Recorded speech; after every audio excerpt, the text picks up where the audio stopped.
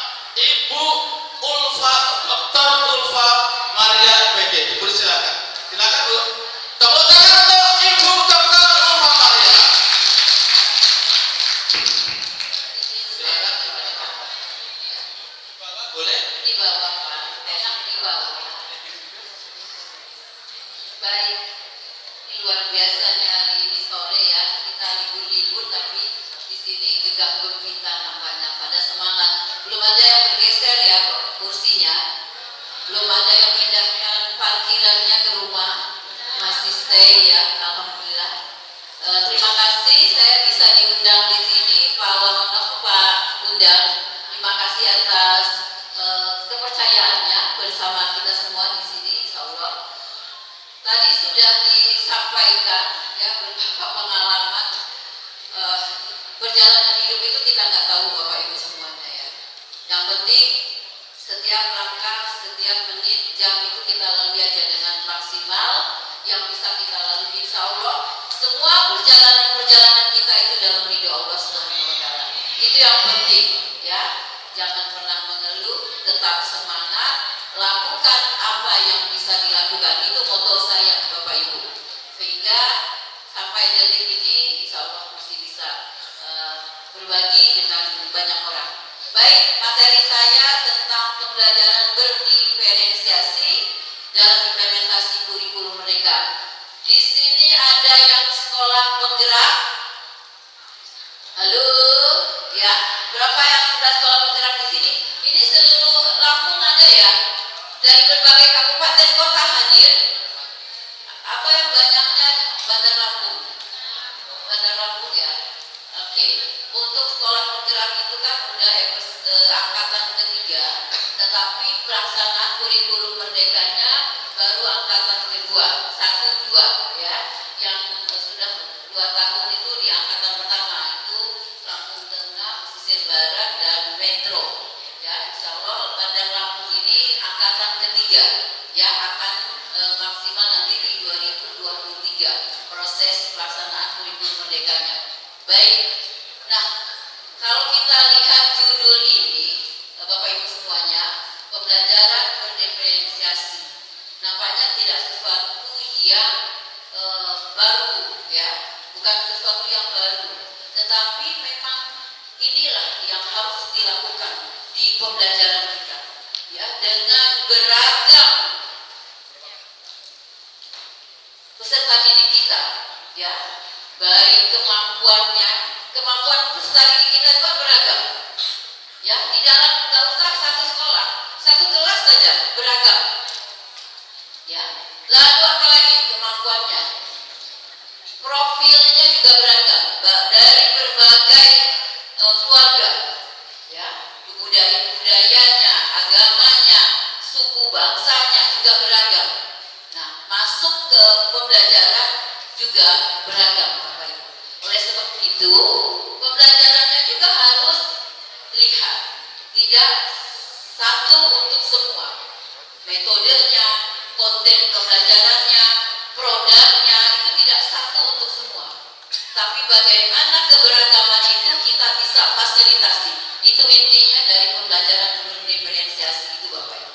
Oke, kita buka dulu ya. Coba tengok ini udah biasa mungkin teman-teman kalau yang mendapatkan sosialisasi kurikulum Merdeka pasti ini muncul nih. Ya, ada beragam hewan ingin melakukan, ingin diminta untuk bagaimana siapa yang mampu naik ke pohon. Ya, beragam hewan yang ada di depan ini, bagaimana dia mampu, siapa yang lebih mahir atau yang lebih cepat naik ke atas pohon. Ya, oke. Monyet, tapi ada yang nggak perlu manjat, ya toh? Tapi ada yang nggak perlu manjat, bahkan ada yang bisa merobohkan, ya toh? Tapi ada juga yang nggak perlu manjat, nggak perlu naik pohon, tapi dia juga bisa menikmati buah pohon itu, betul kan? Nah, itulah perbedaan yang beragam di sekolah kita, Bapak Ibu. Itu yang kita harus pahami. Bagaimana uniknya anak-anak kita, peserta didik kita, itu bagaimana kemampuan-kemampuannya. Ya. Tidak harus dia manjat, tidak harus dia merobohkan, tapi dia bisa menunggu di bawah, dia juga bisa menikmati buah pohon tersebut. Begitu kan? Oke. Ya, jadi itu apa namanya, analoginya ya. Baik, saya mau ke sini. Apa sih pembelajaran berdiferensiasi? Serangkaian keputusan masuk akal atau common absen yang dibuat oleh guru yang berorientasi kepada kebutuhan murid. Sederhana Bapak Ibu pemahaman, pengertian, tetapi maknanya luar biasa. Tetapi bagaimana proses pembelajaran ini harus dilakukan perenungan, harus memiliki upaya agar bagaimana pembelajaran itu benar-benar dibutuhkan siswa kita. Ini yang harus kita lakukan saat kita melaksanakan kurikulum mereka. Makanya di kurikulum mereka itu apa sih bedanya dengan kurikulum 2013? Adanya di sini Bapak Ibu. Bagaimana pembelajaran itu benar-benar yang diperlukan oleh siswa kita. Baik kontennya, baik prosesnya, baik produknya Bapak Ibu. Dibutuhkan nggak oleh siswa kita? Oke, ya, seperti itu.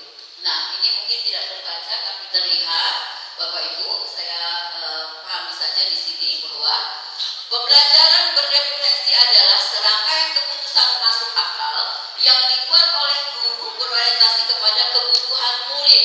Ini yang harus digarisbawahi, kebutuhan murid Bapak Ibu. Nah, keputusan-keputusan yang dibuat tersebut adalah yang berkaitan dengan apa? Kira-kira kebutuhannya itu yang berkaitan dengan apa Bapak Ibu? Kurikulum yang memiliki tujuan pembelajaran yang didefinisikan secara jelas, jadi bukan hanya guru yang perlu jelas dengan tujuan pembelajaran, namun juga muridnya. Jadi tujuan pembelajaran juga mengacu kepada kebutuhan muridnya Bapak. Bukan hanya kebutuhan guru dalam pelaksanaan pembelajarannya. Jadi kan sering kalau kita buat tujuan pembelajaran adalah yang tujuan utamanya adalah untuk kebutuhan gurunya, untuk dia melaksanakan, untuk dia mencapai, untuk dia melakukan Bapak Ibu. Baik, bagaimana guru menanggapi atau merespon kebutuhan belajar muridnya dan bagaimana dia akan menyesuaikan rencana pembelajaran untuk memenuhi kebutuhan muridnya tersebut. Misalnya ia perlu menggunakan sumber belajar yang berbeda. Nah, dengan perbedaan-perbedaan yang beragam inilah bagaimana kita menyiasatinya sebagai guru. Gaya belajar kinestetik, gaya belajar audio visual, itu harus kita juga pahami Bapak Ibu. Ya. Disinilah letak perbedaan. Saya rasa di 2013, kurikulum 2013 juga menginginkan itu ya Bapak Ibu. Cuma memang pola pikir ya, kalau saya lihat sih bukan di kurikulumnya ya Bapak Ibu yang bermasalah maksimal, tetapi bagaimana prosesnya, implementasinya itu yang guru-guru ya teman-teman di sekolah itu bisa jadi belum maksimal. Ya makanya tolong sebelum kita menyusun bahan ajar, sebelum menyusun modul ajar, pahami dulu kurikulumnya itu apa gitu. Ya, makanya di platform Merdeka Mengajar, teman-teman sudah semua logik ke platform Merdeka Mengajar. Halo, di sana ada pelatihan mandiri. Lalu topik pertama itu tentang kurikulum, tentang Merdeka Belajar. Nah, mohon itu dipahami dulu supaya paham betul mau kemana sih arah dan tujuan pendidikan ini. Ada di Merdeka Belajar. Ya, itu tentang prinsip-prinsip Ki Hajar Dewantara, Bapak Ibu. Kita hanya prinsip Ki Hajar Dewantara itu selama ini kita udah dengar, sudah kita pahami, bisa jadi kita pahami, tapi implementasinya nampaknya yang masih perlu Bapak Ibu. Ya, jadi di platform Merdeka Mengajar itu tolong dibaca, di pelatihan mandirinya, didengarkan videonya di Merdeka Belajar sebelum masuk di kurikulum. Itu penting karena supaya kita memiliki motivasi, memiliki kemampuan wawasan. Oh, seperti ini yang harus dilakukan oleh seorang guru. Oh, seperti ini harus melayani muridnya. Jangan hanya sekedar kita kalau mengajar memberikan pengetahuan saja, bukan. Mengajar itu bukan hanya sekedar memberikan pengetahuan, yang ada di buku kita, bukan memindahkan dengan sendirinya tanpa guru juga bisa kok sekarang ini. Ilmu pengetahuan yang ada di buku itu tanpa ada guru pun kemungkinan besar bisa dipahami oleh murid-murid kita, apalagi murid SMP, SMA, ya, dengan sumber belajar yang banyak memungkinkan kita tidak satu-satunya sumber belajar. Di kurikulum Merdeka, Bapak Ibu semuanya, salah satu yang berbeda itu adalah peserta didik kita itu memiliki sumber belajar yang bukan hanya gurunya saja, tetapi banyak sumber belajar yang bisa dia kuasai, yang bisa dia gunakan, Bapak Ibu. Kalau masih ada guru-guru kita yang menyalahkan muridnya, kalau enggak jawabannya enggak sesuai dengan kata gurunya salah, masih adakah? Ya, apalagi pertanyaan-pertanyaan terbuka yang masih mengatakan kalau bukan jawaban dari gurunya itu yang paling benar. Nah, mungkin kita perlu koreksi itu. Ya. Jadi di sini diperlukan kemerdekaan di dalam belajar.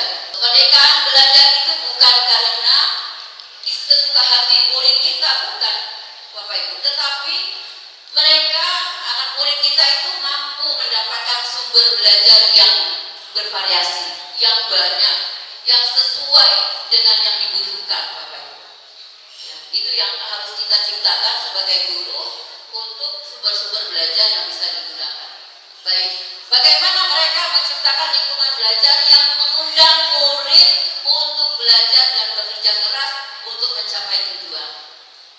Jadi harapannya dengan pembelajaran berdiferensiasi ini, pembelajaran itu mengundang murid untuk belajar, untuk mau memperbaiki pemahamannya, pengetahuannya, Bapak Ibu. Ini harapannya seperti itu. Bukan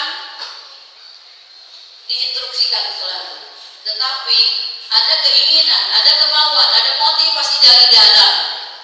Saya yakin teman-teman hadir di sini juga ada motivasinya. Tidak mungkin mau berjam-jam di ruangan ini kalau tidak ada motivasi untuk kita hadir, untuk pengen tahu, untuk bersama di dalam ruangan ini. Nah, itu yang harus kita munculkan ke anak-anak didik kita, Bapak Ibu semuanya. Baik, manajemen kelas yang efektif ini yang diperlukan. Ya, bukan merdeka belajar itu sesuai dengan keinginan anak sehingga kita tidak juga memfasilitasi, Bapak Ibu, tetapi kita tetap memanage kelas kita agar pembelajaran itu efektif, Bapak Ibu. Dan berikutnya adalah penilaian yang berkelanjutan. Ya, di kurikulum Merdeka, bukan kurikulum Merdeka belajar ya, Bapak Ibu. Jadi jangan salah-salah mengucapkannya. Di kurikulum Merdeka ada dua hal di struktur programnya, yaitu mungkin tadi sudah disampaikan oleh narasumber yang pertama, yaitu yang intrakurikuler. Betul ya? Itu yang membedakan sekali dengan 2013. Ada intrakurikulernya dan ada proyek. Ada dua hal itu. Ya, kalau di 2013 hanya di intrakurikuler, tetapi di kurikulum Merdeka ini ada proyek. Di mana proyek ini, Bapak Ibu, ya, tujuannya adalah untuk ya meningkatkan kompetensi anak dan pengembangan karakter anak. Sekitar 20-30% dari jumlah jam pelajaran yang ada. Jadi JP-nya itu enggak berkurang dari jumlah jam pelajaran yang per tahunnya, Bapak Ibu. Tapi dia ada proyeknya. Di program intrakurikuler pun diambil konten-konten yang esensial, Bapak Ibu, ya, yang materi-materi yang esensial, Bapak Ibu, bukan materi-materi yang memang penunjang, tapi materi-materi yang esensial. Nah, disinilah perlu analisis di capaian pembelajaran. Baik, nah ini Bapak Ibu, kita perlu pada pembelajaran berdiferensiasi kita perlu mengidentifikasi kebutuhan belajar murid. Perlu sekali. Oleh sebab itu ada asesmen awal atau yang dikenal dulu namanya asesmen diagnostik. Ya, mungkin nanti dibahas di Prof undang ya tentang asesmen awal ini. Ini diperlukan. Ya, mudah-mudahan sudah ada yang memulai baik di program sekolah penggerak maupun sekolah-sekolah yang pelaksana KM Mandiri itu sudah memulai ada asesmen awal. Ya, asesmen awal itu diperlukan untuk memastikan peta murid kita itu, petanya, peta kemampuannya, peta profilnya di kelas itu dia bagaimana, seperti apa, sehingga kita bisa mudah melayani, memfasilitasi anak-anak itu. Itu ya, jadi kesiapan belajarnya itu seperti apa. Oleh sebab itu perlu asesmen awal. Ya, kalau yang kemarin namanya asesmen diagnostik. Kenapa dirubah? Karena perlu, kalau diagnostik itu ada nanti non kognitif maupun yang kognitif, Bapak Ibu. Baik, mengidentifikasi kebutuhan belajar murid terkait yang pertama tadi ini ya. Yang pertama tadi kesiapan belajar murid, yang kedua tentang minat murid. Nah, halo. Ya. Jadi tidak ada bahasanya. Kalau anak itu tidak suka matematika, dia anak bodoh. Halo? Tidak ada bahasa anak-anak yang kalau dia nggak suka bahasa Inggris, anaknya itu bodoh. Tidak, Bapak Ibu. Ya. Kita juga tidak. Sekarang ini kan pemikiran-pemikiran dari Ki Hajar Dewantara itu perlu kita pahami. Beliau mengatakan pendidikan itu seperti bertani. Kalau kita nanam padi, mungkin enggak pisang yang tumbuh. Begitu juga sebaliknya. Kalau kita nanam pisang, mungkin enggak padi akan tumbuh. Nah, artinya benar-benar harus sesuai dengan bakat dan minat. Dan ini diperlukan teman-teman. Bagaimana menganalisis kondisi anak-anak kita, Bapak Ibu. Ya, di sini perlu perancangan pembelajarannya. Seperti apa menghadapi beragam perbedaan yang ada di kelas tersebut. Memang nggak mudah, ya. Tetapi paling tidak irisan-irisan dari keberagaman itu bisa kita sesuaikan, Bapak Ibu. Ya. Jadi ini yang menjadi konsep utama adanya kurikulum merdeka. Ya. Yang ketiga adalah profil belajar murid. Yang itu kayak yang saya katakan tadi. Ada anak itu yang nggak bisa diem, sehingga kalau di kelas dikatakan anaknya nakal, anaknya selalu membuat gaduh, karena dia nggak bisa diam, karena tenaganya, energinya itu berlebih. Ya, dia sebenarnya nggak mengganggu. Misalnya kalau di SD, gitu ya, ada anak-anak yang bukannya 10 menit sudah selesai mengerjakan sesuatu, yang lain belum, tapi dia sudah yang anak tersebut sudah jalan kemana gitu untuk menurut gurunya atau sebagian temannya itu mengganggu. Padahal dia ingin tahu, kok teman-temannya belum pada selesai sih, kok teman-temannya perlu dibantu atau tidak. Tapi orang dewasa mengatakan itu mengganggu. Nah, oleh sebab itu bagaimana untuk anak-anak yang punya energi berlebih, yang punya kemampuan audionya bagus, yang punya kemampuan visualnya bagus. Nah, ini yang harus kita guru-guru, teman-teman semua untuk memahami ini. Agar tadi itu kemerdekaan di dalam belajar terpenuhi. Di sini diperlukan desain pembelajaran. Di sini diperlukan perencanaan pembelajaran. Gak hanya sekedar kita bawa buku, fokus kepada materi aja, tetapi bagaimana penyampaian, metode, ya, berbagai aktivitas itu bisa dipahami oleh siswa kita. Baik, ini Ini dianalogi lagi. Ini ada beragam bentuk, tinggi, rendah orang ya. Satu ukuran. Satu ukuran ini untuk semua. Memungkinkan nggak itu Bapak Ibu? Seperti kita, satu metode, tapi untuk semua siswa kita. Ini yang tidak bisa, yang sudah mulai kita harus miliki di dalam pembelajaran kita. Ya, pasti ada yang kedodoran, ada yang kesempitan, ya, ada yang aneh gitu menggunakan pakaiannya. Sama dengan metode kita. Yang metode kita orientasinya kepada misalnya kinestetik. Tapi bagi yang pendiam, yang mau mendengarkan, dia bingung. Kok gaduh sekali, kok ramai sekali. Tapi bagi yang misalnya orientasi metode kita pada visual, itu yang kinis kebingungan. Kok lama sekali seperti ini, bosen katanya. Ya beda kalau orang dewasa kan, kita juga sama teman-teman semuanya. Kita duduk begini 10 sampai 20 menit itu masih oke-oke lah ya. Coba udah 30 menit kemudian sudah mulai pikiran kita udah kemana-mana. Sama sebenarnya seperti itu. Ya, jadi di sini diperlukan bagaimana kondisi kelas kita bisa kita pahami. Siapa murid-murid kita yang ada di dalam untuk kita fasilitasi dengan baik. Baik, saya ingin ke sini. Nah ini yang saya katakan tadi.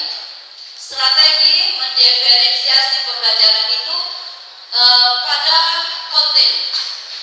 Kontennya juga Bapak Ibu, ya, artinya materi pembelajarannya merujuk pada strategi membedakan pengorganisasian dan format penyampaian konten.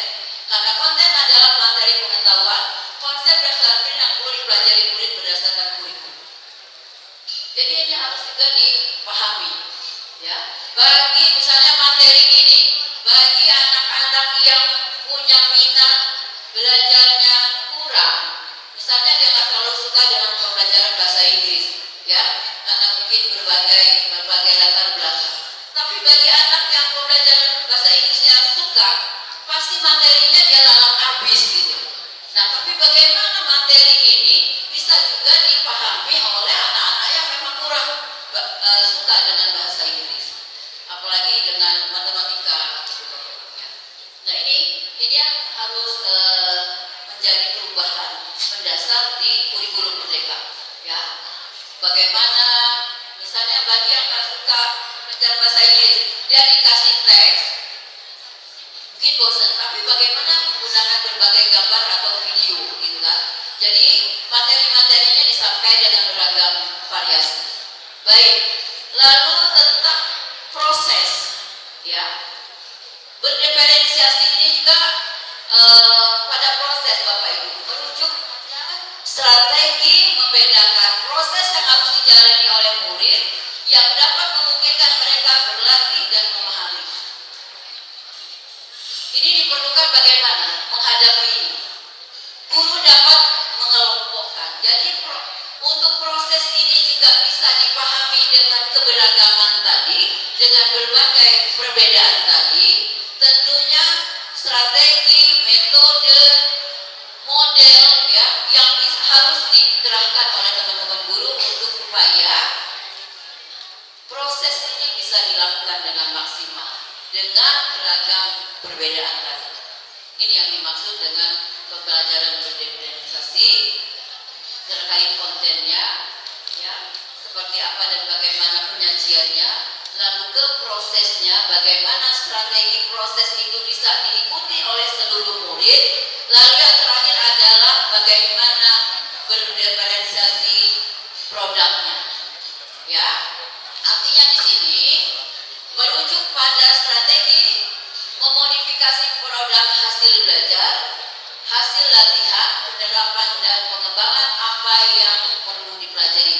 Misalnya, setelah tugas kepada murid membuat sebuah teks prosedur individu, saat melakukan kegiatan ini murid dapat bekerjasama secara asinkronus. Jadi ada tugas-tugas yang mungkin berbeda dari satu dan yang lainnya. tapi tujuannya sama, ya, tujuan sama. Misalnya untuk supaya siswa kita bisa melakukan ini, membuat suatu teks prosedur, ya. Bagi anak-anak yang visual, dia mungkin membuat gambar-gambar, ya. Bagi yang audiovisual, dia mungkin membuat video-video. Bagi yang kinestetik, bisa jadi dia melakukan simulasi-simulasi. Nah, inilah keberagaman yang bisa kita lakukan di pembelajaran berdiferensiasi, ya. Jadi mudah-mudahan ini bisa tertangkap. Bisa jadi selama ini teman-teman sudah melakukannya semua, sudah memaksimalkannya semua. Hanya tinggal bagaimana kita menerapkannya sesuai dengan kebutuhan anak-anak kita, Bapak Ibu semuanya. Ya. Baik, oke, ini RPP, ini udah pasti ya, ini secara teknis ya. Tetap Bapak Ibu di kurikulum Merdeka tetap melakukan perencanaan, menyusun modul ajar. Bahkan modul ajar saat ini itu modul ajarnya plus, Bapak Ibu, ya. Mulai dari menganalisis capaian pembelajar, ke tujuan pembelajaran, lalu turun ke alur tujuan pembelajaran, sampai menyusun modul ajar. Jadi bahasanya kalau masih ingat nggak? Episode pertama Merdeka Belajar. Ada yang masih ingat? Episode pertama Merdeka Belajar. Halo? Ada yang masih ingat? Sekarang episode Merdeka Belajar itu yang keberapa saat ini?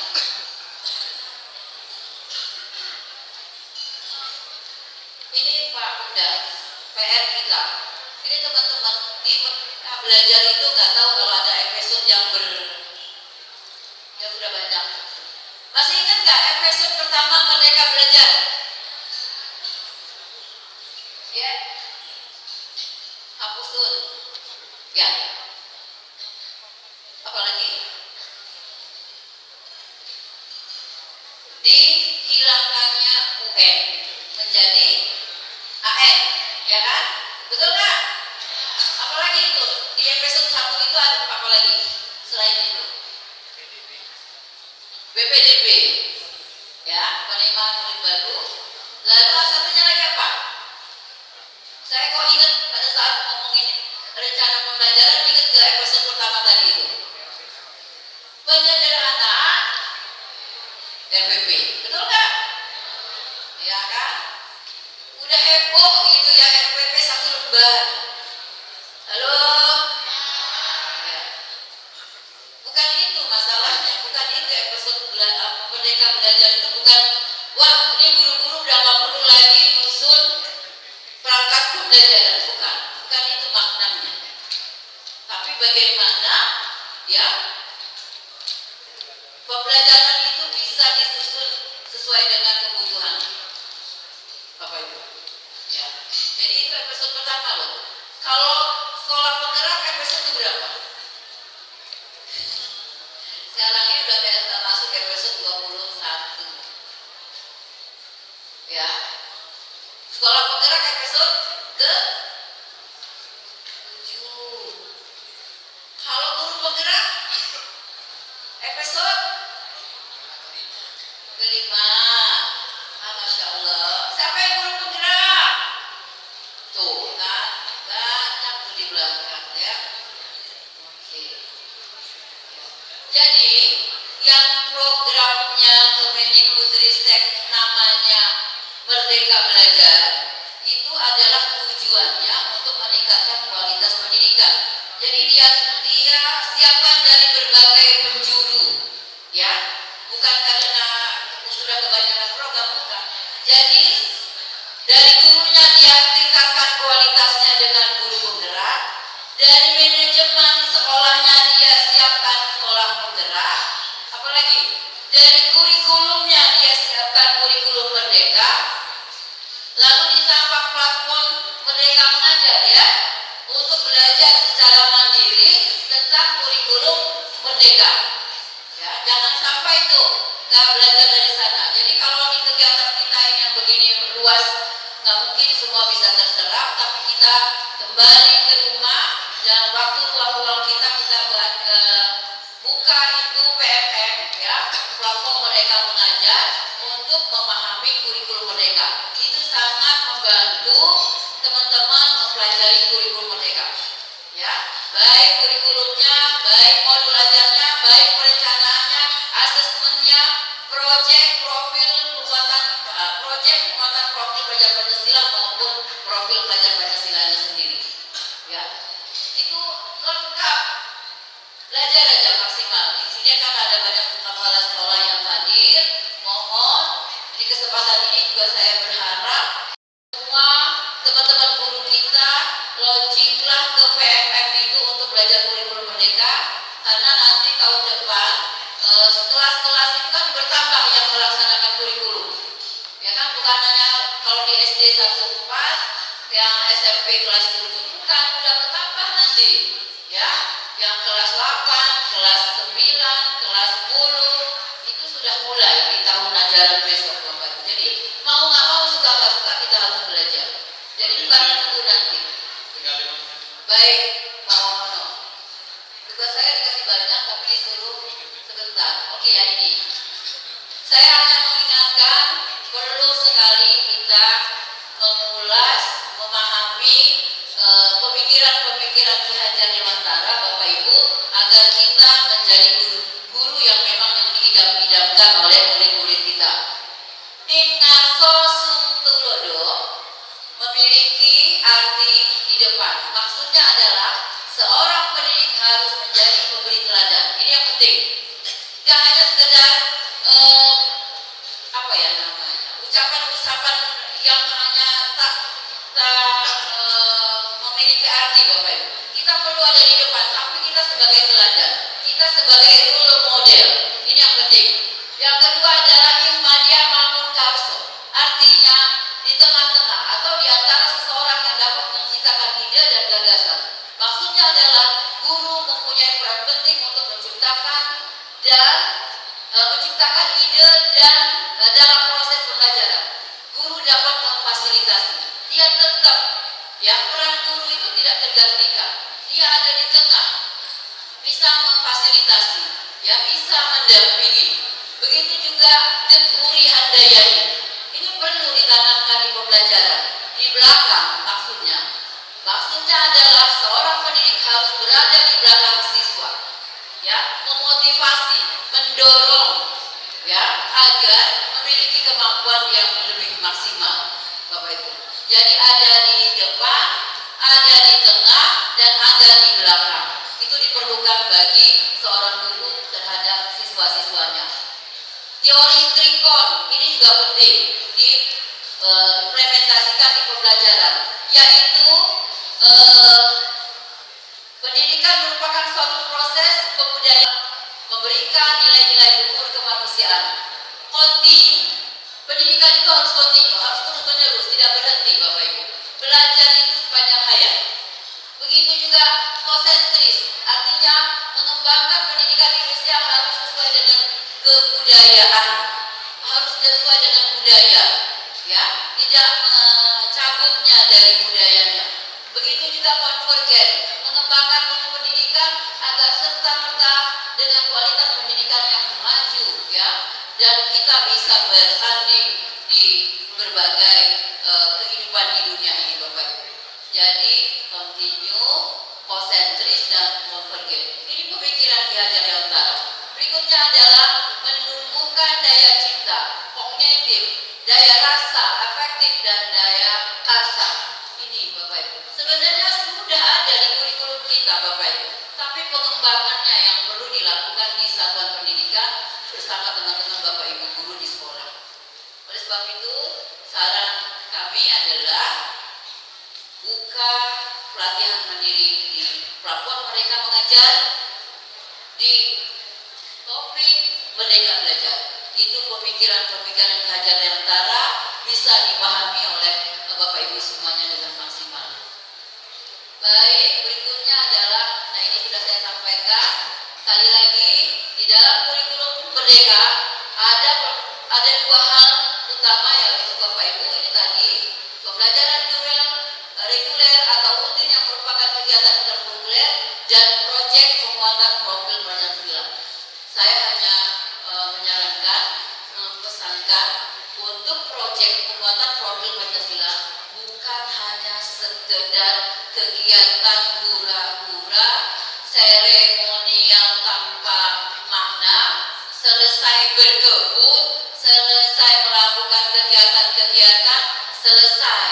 Bukan Bapak Ibu, bukan hanya selesai kegiatan, selesai, tapi apakah kegiatan-kegiatan itu benar-benar memberikan dampak, bagaimana dimensi profil pelajar Pancasila itu benar-benar merasuk di jiwa anak-anak kita, bagaimana kemandiriannya, tumbuh gak dengan berbagai proyek yang dilakukan itu, bagaimana apalagi kreativitasnya, bagaimana gotong royongnya muncul gak di proyek-proyek tersebut.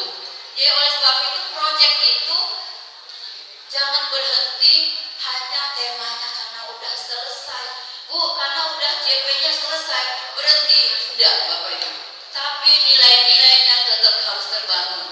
Jangan sampai kita misalnya buat tema berkebun ya karena terkait lingkungan, selesai JP-nya 3 bulan kebunnya gak jelas lagi tempatnya, ya kan? Halo, itu yang sering saya dapati di sekolah-sekolah penggerak, ya selesai gak ada dampaknya. Bukan itu yang diharapkan dari proyek penguatan profil pelajar Pancasila. Kalau memang budaya-budaya daerah bisa berkembang melalui proyek, kenapa itu gak diteruskan? Karena kenapa itu gak jadi brandnya sekolah? Halo, ya, karena itu programnya sekolah loh, bukan programnya mabel ya. Proyek itu bukan programnya sekolah, bukan programnya mata pelajaran, tapi programnya sekolah. Kalau bisa proyek itu menjadi brandnya sekolah, kenapa tidak? Mengangkat kuliner Lampung misalnya, itu bagus, nggak berhenti di 3 bulan, kan udah selesai masaknya, enggak. Tapi kenapa itu nggak bisa ditindaklanjuti sampai memang menjadi brandnya sekolah? Ya, paham ya ini ya? Karena ini yang terjadi di sekolah-sekolah itu selesai 3 bulan, proyeknya selesai. Bukan itu. Tapi nilai-nilai yang kita bangun di situ benar-benar nggak tercermin di tingkah laku anak kita. Hasilnya itu nanti. Itu ya. Terima kasih. Di kesempatan ini nggak banyak bisa saya sampaikan, tapi mari kita semua punya visi yang sama bagaimana profil pelajar Pancasila akan bermunculan dari satuan-satuan pendidikan Bapak Ibu yang ada di sini, Bapak Ibu. Kita bersama-sama. Karena Indonesia Emas 2045 itu akan yang hidup di saat itu nanti. Mudah-mudahan kita masih ada. Kalaupun ada, kita juga tidak banyak lagi bisa berkontribusi. Adalah siswa-siswa kita 23 tahun lagi, 30 tahun lagi. Siapa itu yang akan hidup di tahun itu? Mereka yang akan menggantikan kita. Insya Allah Bunda Upa kalau masih hidup juga nggak mungkin bisa hal lagi yang dilakukan. Tapi catatannya, torehannya, nasihat-nasihatnya, ya, aktivitasnya itu tercatat di jiwa anak-anak kita. Itu yang kita harapkan dari kita semua. Itu ya Bapak Ibu semuanya. Tetap semangat Bapak Ibu. Semangat membangun pendidikan. Terima kasih. Saya akhiri. Wassalamualaikum warahmatullahi wabarakatuh. Terima kasih Ibu Ulfa. Nanti dilanjutkan dengan pertanyaan. Dan Bapak Ibu yang saya hormati, pada kesempatan hari ini materi-materi yang sangat penting. Maka pulang itu nomor 16. Jangan berpikir untuk pulang dulu sampai pukul 16. Bapak Ibu, ada 2 kata kunci yang diberikan oleh yang disampaikan oleh Bu Dr. Ulfa Maria. Yang pertama adalah bahwa kurikulum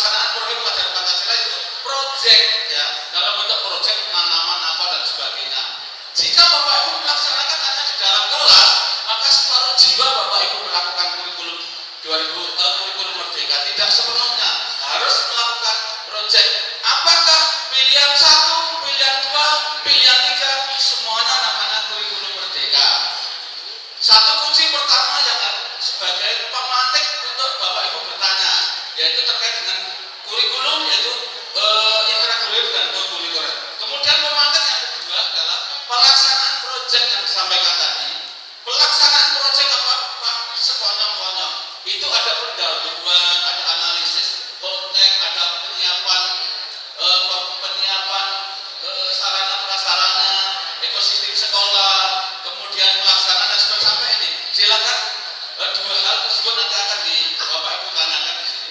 Adik-adik mahasiswa juga bisa bertanya dan jangan hanya dia menatap saya, menatap kita. Mungkin akan saya bacakan pantun sebentar.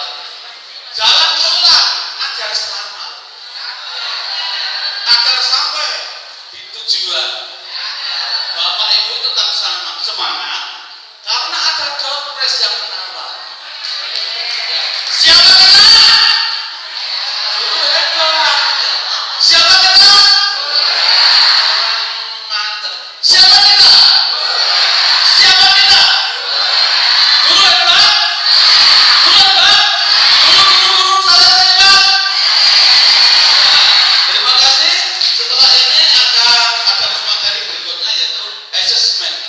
Dalam istilah lain itu ada penilaian, formatif, sumatif dan sebagainya, ada ulangan harian.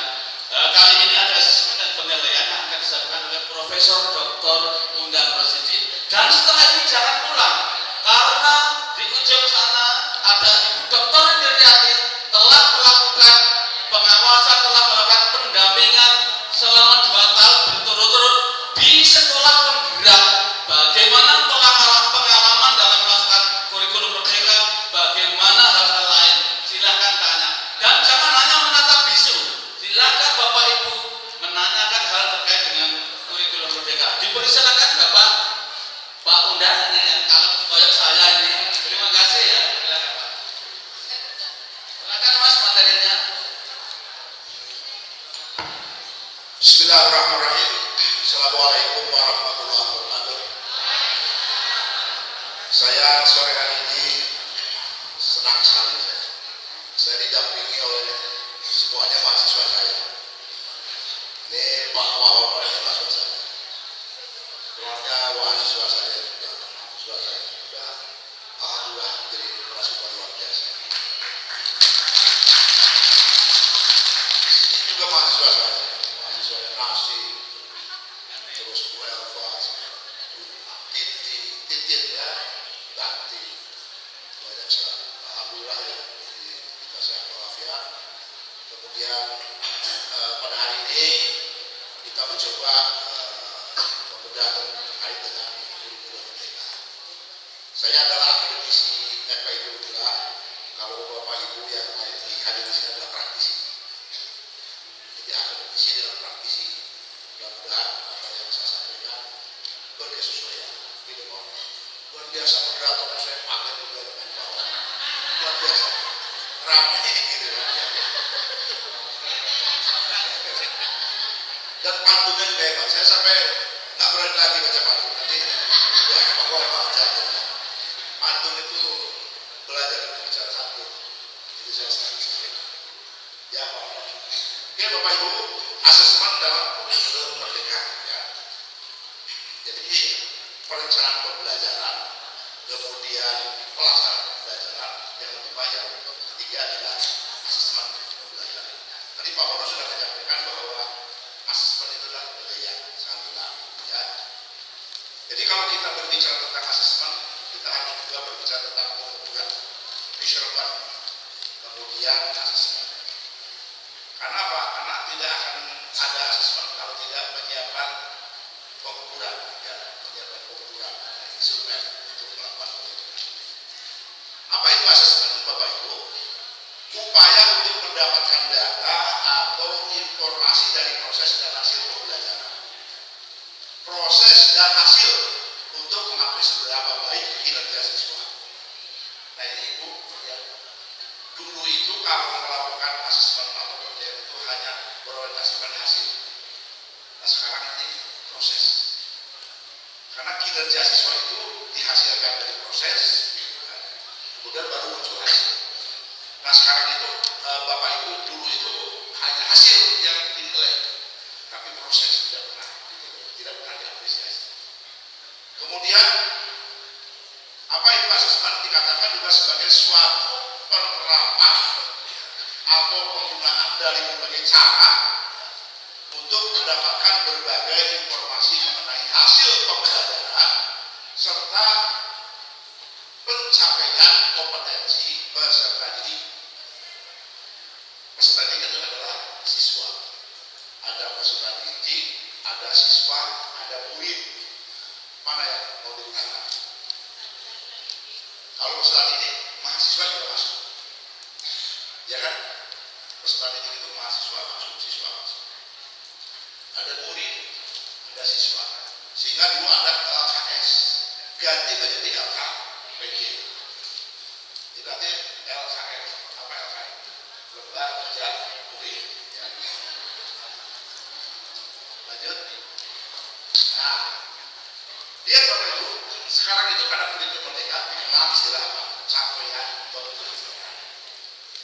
Kalau dulu namanya TIU, TIK. Ada yang ingat TIU apa?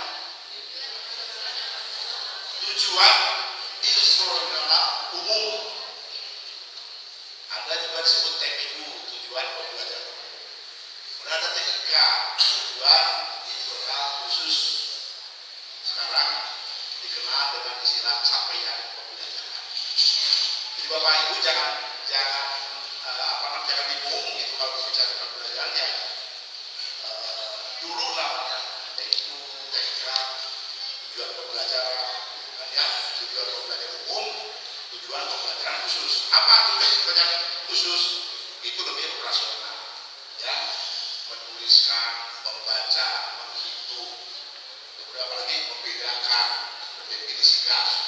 Kalau yang umum itu memahami, mengerti, menjiwai, menghayati, itu masih belum operasional. Itu ada di capaian pembelajaran. Hanya ada capaian pembelajaran, ada sub capaian pembelajaran. Ya, tuh. Kemudian capaian pembelajaran itu dirumuskan bagaimana caranya supaya capaian pembelajaran itu tercapai melalui pelaksanaan pembelajaran. Nah, kemudian pelaksanaan pembelajaran nanti diakses, dinilai bagaimana pelaksanaan itu sudah tercapai atau belum. Asesmen pembelajaran hasilnya dikonfirmasi dengan capaian pembelajaran sudah tercapai belum. Jadi dikatakan trilogi pembelajaran ini model ayo. Itu tidak sampai, tidak bisa dipisahkan, saling terhubung. Capaian pembelajaran, pelaksanaan pembelajaran dan asesmen pembelajaran. Lanjut. Nah, ini di dalam kurikulum Merdeka itu ada perubahan paradigma.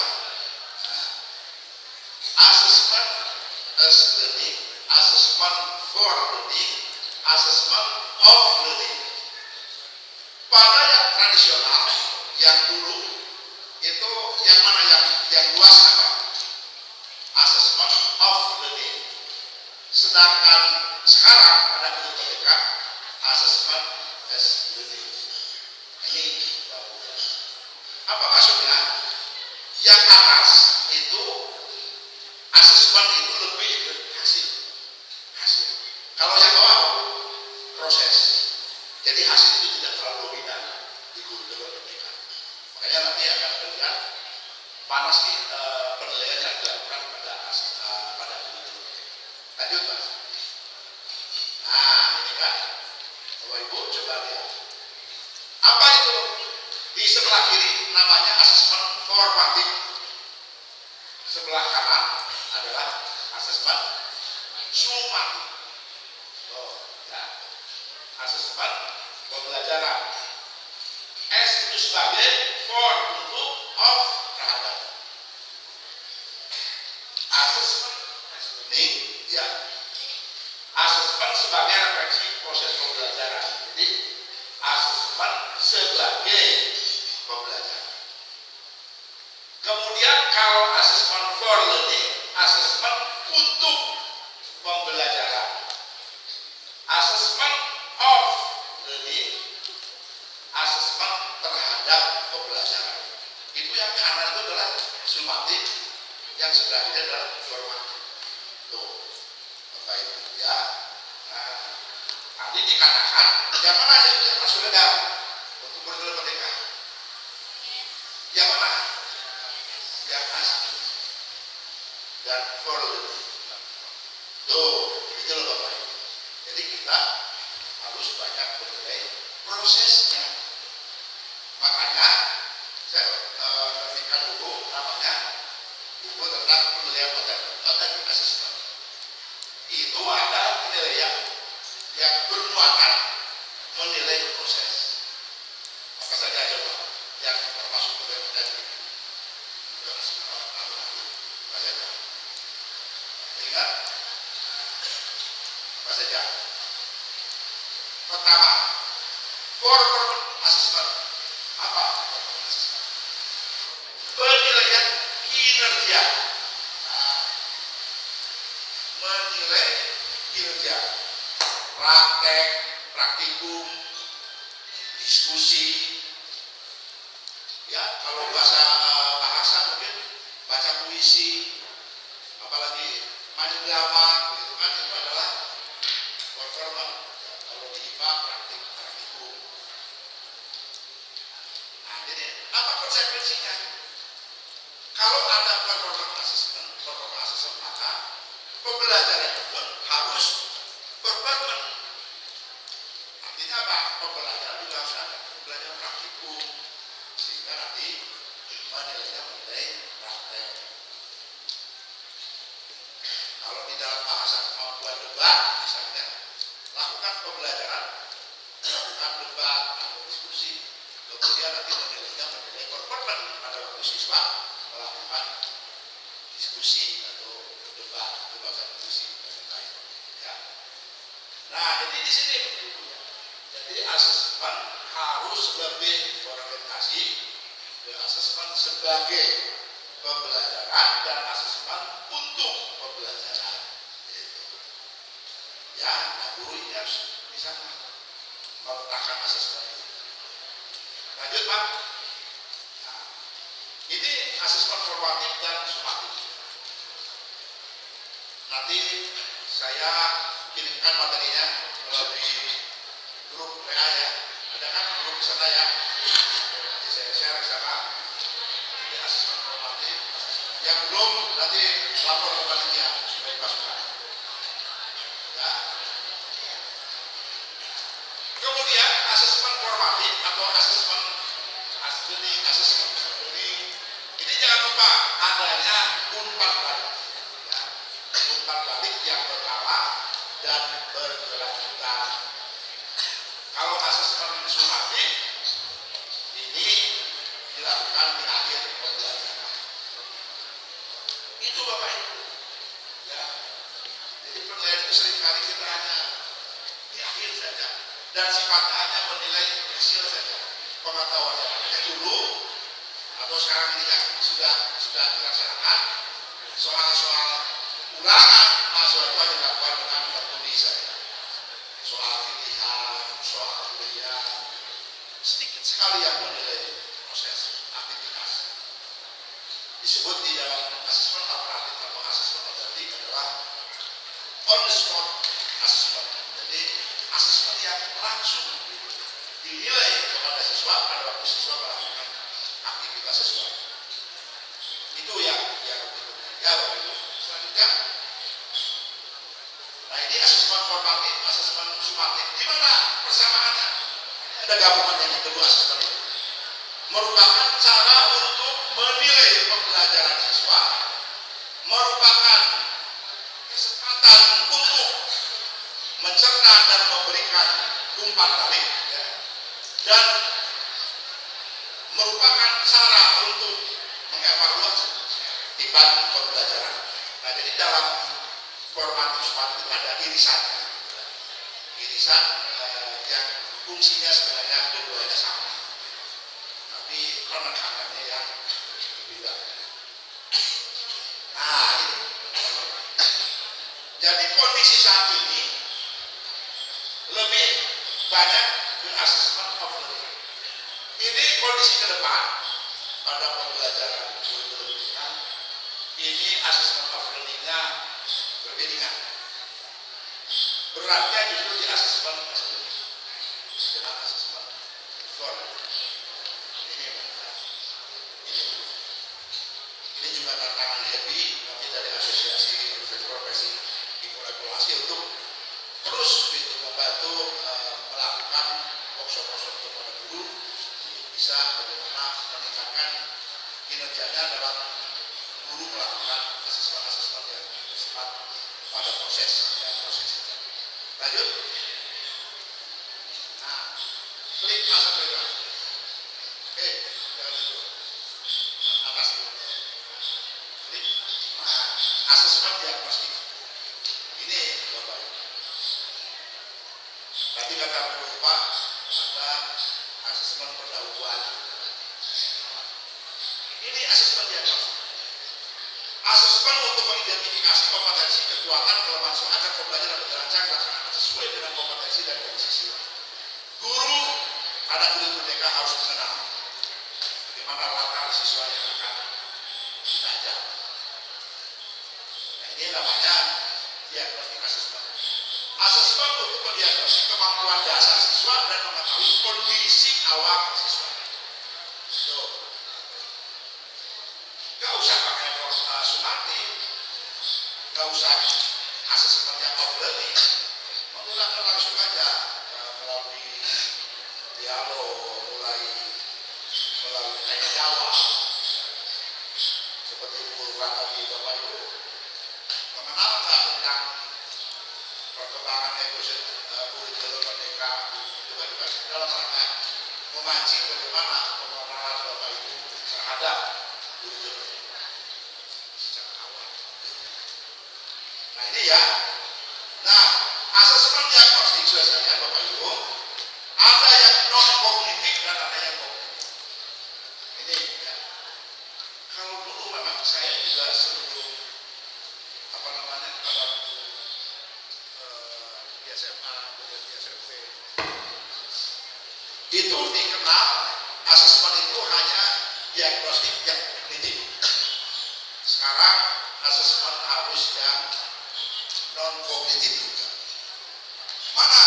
Coba yang kognitif kan mengidentifikasi capaian kompetensi siswa, menyesuaikan pembelajaran dan kompetensi rata-rata siswa, memberikan remedial pada siswa yang memiliki kompetensinya di bawah rata-rata. Kalau non kognitif, pertama mengetahui kondisi psikologi, sosial dan emosional siswa, mengetahui aktivitas belajar siswa di rumah, mengetahui kondisi keluarga siswa, mengetahui latar belakang pergaulan siswa, mengetahui gaya belajar. Ya. Gaya belajar ada berapa Bapak Ibu? 3 apa saja?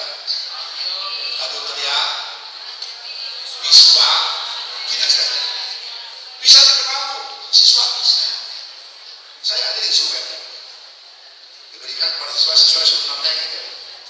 Dia contohnya itu banyak di A, di B atau di C. Kalau dia di C, banyak nyonteknya kinestetik.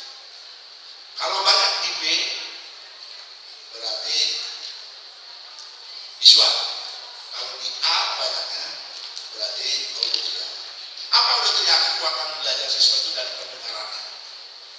Kalau visual dari pandangannya, kinestetik, gerakannya, aktivitasnya. Nah Bapak Ibu seringkali tidak mengenal itu. Makanya kata Bu Dova, bagaimana membelajarkan siswa disamaratakan. Sehingga apa? Guru harus bisa memfasilitasi bagaimana anak yang visual itu bisa belajar, anak yang auditorial bisa belajar, anak yang kinestetik juga bisa belajar. Kalau kita praktikum bawa ke laboratorium, siswa yang kinestetik senang sekali Bapak. Itu hanya mendengar penjelasan dari guru itu, bosan anak yang kinestetik. Tapi yang auditorial bisa. Ada yang menggunakan video tayangan gitu ya. Yang visual senang. Tapi yang kinestetik enggak senang. Nah, itu gaya belajar, itu belajar. Kemudian ada lagi Bapak Ibu, gaya belajar karakter kepribadian. Nah, saya Bapak Ibu, kepribadian ada berapa? Ya, ada apa? Sanguin, nah, terus melankolis. Saya kalau mengelompokkan mahasiswa kuliah saya cek dulu itu kepribadian. Kalau yang sanguin gabung dengan sanguin semua, yang melankolis gabung dengan itu semua, ribet Bu. Ada yang ribut kelompok itu, ada yang tenang kelompok.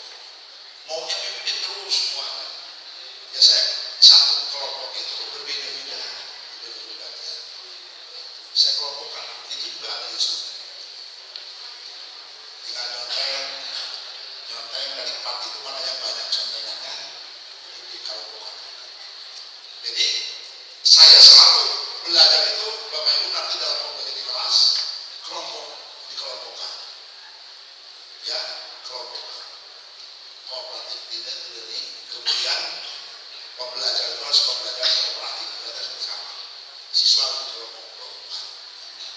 Saya juga mahasiswa dikelompokkan, 37 mahasiswa dikelompokkan. Saya ngajar S2 di UPRI sekarang di Sumatera, ada 3 kelas itu administrasi pendidikan, pembelajaran dikelompokkan untuk mahasiswa S2 juga. Karena harus begitu pembelajaran, tidak boleh pembelajaran individual. Jadi kamu setiap berdiskusi, belajar bersama. Karena harus ada apa? Kompetensi komunikatif, ya, kompetensi kolaboratif, kreatif, dan kritis. Bagaimana kompetensi kolaboratif akan muncul kalau pembelajarannya tidak pernah dikelompokkan siswa? Nah, itu kata kunci ya, Bapak Ibu, yang harus diperhatikan. Nah ini ya, jadi gaya belajar, karakter kepribadian, motivasi dan minat belajar itu bisa dicermin kita. Sehingga nanti kita bisa memahami bagaimana kondisi awal siswa-siswi. Lanjut, Mas. Nah, asesmen diagnostik kognitif ini tahapan pelaksanaan asesmen kognitif, persiapan, membuat kisi-kisi instrumen, ya. Kemudian pelaksanaan pembuat data informasi, diagnosis dan tindak lanjut, rancangan aksi. Nah, ini yang harus dilakukan. Ini di PPG juga sekarang kita permisi dulu Bapak Ibu, tahapan-tahapan belajar itu seperti itu. Bagaimana guru mengidentifikasi masalah yang dihadapi, bagaimana mengidentifikasi karakteristik siswa. Jadi tahapan-tahapan itu sampai dia membuat rancangan pembelajaran yang sesuai dengan persoalan-persoalan yang dihadapi dalam pembelajaran itu. Itu. Coba siapa yang sedang ikut PPG? Ada? Sekarang ada PPG dalam jabatan, ada PPG prajabatan, gitu kan? Saya fisika ada 13, ini ada 11, sekarang ada digabung dan satu kelas. Gitu. Itu juga sama. Jadi tahapan-tahapan ini dilakukan. Jadi bagaimana guru mengidentifikasi, mengenal karakteristik siswa di awal. Dari sisi kognitifnya maupun dari non-kognitifnya. Lanjut Mas. Lanjut. Iya. Nah ini yang diagnosis kognitif ya. Buat jadwal pelaksanaan asesmen, kembangkan kisi-kisi instrumen, kembangkan instrumen asesmen diagnostik, laksanakan asesmen diagnostik dengan cara dan langkah yang baik. Memang di situ bagaimana mengembangkan instrumennya, Bapak Ibu. Ya, ini perlu workshop, perlu belajar gitu, bagaimana mengembangkan instrumen.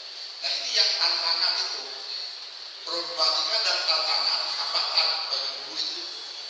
Dia paham tentang asesmen diagnostik, dia paham tentang asesmen non-kognitif, paham.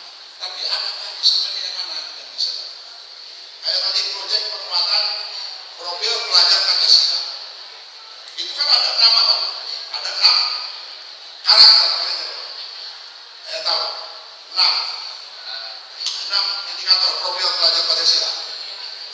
Ya, beriman dan bertakwa.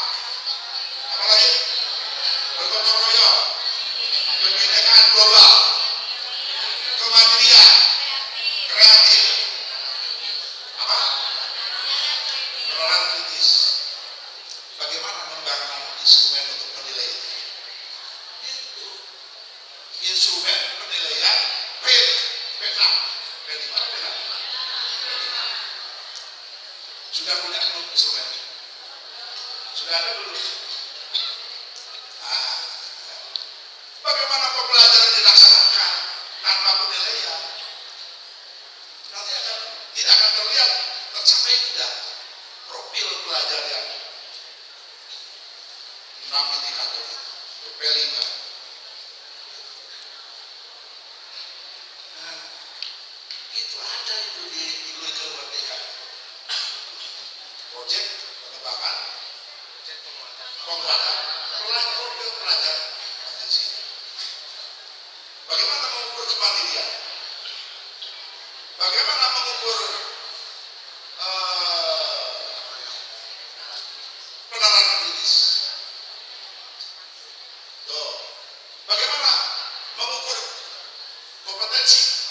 kebinekaan global. Enggak. Ini semua guru-guru ini kan ini doang. Ya, itu tantangan kita. Itu tantangan angkatannya harus. Ya, tinggal berubah. Asesmen itu harus seperti itu. Lanjut. Ya. Asesmen yang harus mengetahui dan melaksanakan dengan rutin atau berkala. Awal pembelajaran, akhir pembelajaran, waktu pelajaran. Pelaksanaan. Terus lanjut Mas. Ya. Asesmen diagnostik kognitif, kegiatan tindak lanjut. Ya. Ada yang tindak lanjutnya. Ya. Guru menyesuaikan aktivitas dan materi belajar di kelas dengan peningkatan rata-rata semua siswa di dalam kelas. Bagaimana rata-rata di kelas itu seperti itu. Nah, guru itu harus mengadaptasi. Siswa menjadi 3 kelompok, ada nilai rata-rata kelas, ada nilai di bawah rata-rata, nilai di atas rata-rata. Bagaimana itu membelajarkannya? Gitu kan? Itu berbeda. Ya. Jadi tadi saya ilustrasi yang disampaikan guru Pak menarik sekali itu. Ada apa Bu? Burung, ada apa lagi? Monyet. Kita harus membelajarkan dia sesuai dengan potensinya. Gitu kan? Mulai awalnya seperti apa? Semua suku bisa renang, bingung bisa renang. Nah, konsep merdeka belajar juga di kampus seperti itu. Makanya siswa ada ngambil 20 SKS kuliah di luar kampus. Saya begitu. Ada kegiatan kampus mengajar, mahasiswa mengajar dengan konvensi nilainya dari sekian SKS. Dalam rangka itu, bagaimana meningkatkan kompetensi siswa mahasiswa di luar perguruan tinggi. Lanjutkan. Nah ini ya. Ini ada satu asesmen diagnostik kognitif berbentuk contoh soal matematika kelas 3 SD. Ini dikasih misal. Ini mulainya pensil itu di titik berapa deh? Nah, 3 ya. 3 sampai 10. Berarti berapa itu panjangnya pensil? Ya? 7. Nah, 7 berarti paham ini ya. Tapi kalau ngisi 10, ngisi 3, boleh jadi gitu kan. Berarti belum paham. Nah, apa yang lakukan? Tindak lanjutnya apa? Itu Bapak Ibu. Itu. Ada, coba siswa itu pasti ada yang menjawab 10, ada karena dilihat ujungnya saja. Ada yang menjawab 3 di luar titik awalnya ada. Dia jangan-jangan konsep pensil aja lah belum paham mana yang maksudnya pensil yang diminta ukurannya yang mana. Ya ini soal sederhana seperti itu. Diagnostik memang pemberian soal-soal jangan yang tinggi, justru yang mudah sampai yang sedang. Kalau yang mudah yang sedang itu bermasalah berarti tindakan pembelajaran harus diperbaiki. Lanjut Mas. Nah, ini ya tadi psikologis, kemudian emosi, kondisi keluarga, beban siswa, daya belajar, karakteristik minatnya. Ini semuanya harus didiagnosa oleh kita. Semua instrumen-instrumennya disiapkan gitu, untuk melihat bagaimana kondisi awal pembelajaran yang harus kita identifikasi supaya pembelajaran yang kita lakukan tepat dilaksanakan. Lanjut Mas. Oke, ini tahapan menyusun asesmen diagnostik kurikulum merdeka ya. Menganalisis laporan hasil belajar peserta didik tahun sebelumnya, mengidentifikasi kompetensi yang akan dicapai, menyusun instrumen asesmen untuk mengukur kompetensi siswa. Jadi ini sekarang asesmen itu luar biasa ya, yang harus dipersiapkan oleh guru. Kompetensi pedagogik. Nah, ini pengenalan karakteristik siswa. Itu kompetensi pedagogik yang harus dikuasai. Nah, ya, jadi banyak belajar, jadi pribadi. Lanjut, Mas. Oke, klik, Mas, buka itu, klik. Oh, udah. Ya, oke. Hasil identifikasi terhadap kebangsaan ini dapat digunakan oleh pendidik sebagai dasar dalam merencanakan dan melaksanakan pembelajaran. Tuh, ya. Informasi psikologi sosial, kepribadian, emosional, ya, dan lain-lain dijadikan sebagai bahan pertimbangan dalam merencanakan dan melaksanakan pembelajaran. Merencanakan dan melaksanakan pembelajaran. Nah, itu Bapak Ibu. Itu. Nanti monggo pengalaman nanti Balinde bagaimana menyusun itu persiapan jalan pembelajaran seperti apa. Lanjut Mas. Oke. Apa manfaat asesmen diagnostik? Merencanakan pembelajaran yang efisien, memperoleh informasi yang lengkap tentang siswa dalam belajar sebagai landasan dasar asesmen belajar lebih lanjut. Pembelajaran dilakukan sesuai dengan kondisi siswa, memberikan dasar kepada guru dalam menetapkan perlakuan yang tepat kepada masing-masing siswa. Oke, lanjut sedikit lagi. Iya, Mas ya. Nah, pembelajaran akan bermakna bagi siswa. Ini Bapak Ibu ya. Apabila rancangan dan masa pembelajaran disusun dan dikembangkan sesuai dengan kondisi dan kompetensi awal siswa. Oh, hasil belajar siswa akan optimal dan maksimal jika siswa belajar dengan rancangan dan masa pembelajaran sesuai dengan gaya belajarnya, minat dan motivasi belajar yang tinggi. Nah, bagaimana menumbuhkan minat dan motivasi belajar yang tinggi? Maka Bapak Ibu harus menumbuhkan semangat, minat yang kuat, dan pembelajaran yang menarik bagi siswa. Itu Bapak Ibu. Kemudian terakhir, ini konsep merdeka belajar. Memberikan hak siswa atas pendidikan dan pembelajaran yang berkualitas. Menciptakan ruang inovasi yang luas untuk memberikan pemulihan dan perbaikan untuk pendidikan dan pembelajaran secara menyeluruh. Nah, kemudian terakhir sekali, ya, terima kasih. Burung Irian, burung cendrawasih, cukup sekian, terima kasih. Akhirul kalam, wassalamualaikum warahmatullahi wabarakatuh.